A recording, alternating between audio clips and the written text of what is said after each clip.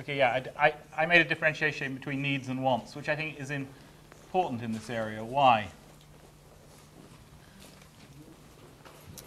You mentioned that it's not usually a community saying that we want something, but it's often other people speaking for them and saying this community needs to have these specific Right, in a rights. sense, what do markets work on? Markets register wants, generally. And the way in which the market system works is to register wants that are backed by capacity to buy. In cultural provision, there are clearly wants. In other words, there are things that people do with their money in the cultural sector. But there's also a lot of the argument is around perceived needs. In other words, perceptions that a community should have something.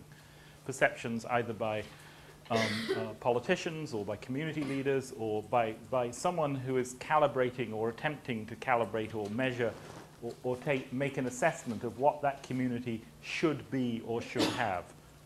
And clearly, who defines wants is a relatively straightforward matter.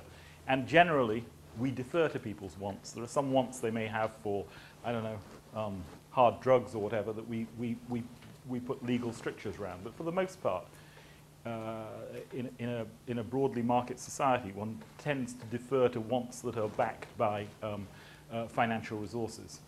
So the relevance of needs here is that a lot of cultural policy argument is about arguments that are based on an idea that is aspirational in terms of what a community should have access to.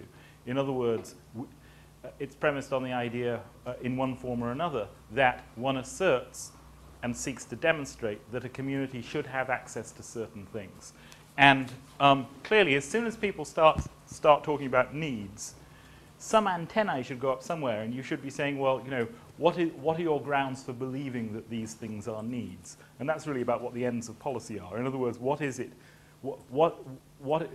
What is the nature of the need that you think is there? And in the case of the arts, I think it's, for the most part, it is about those intrinsic arguments.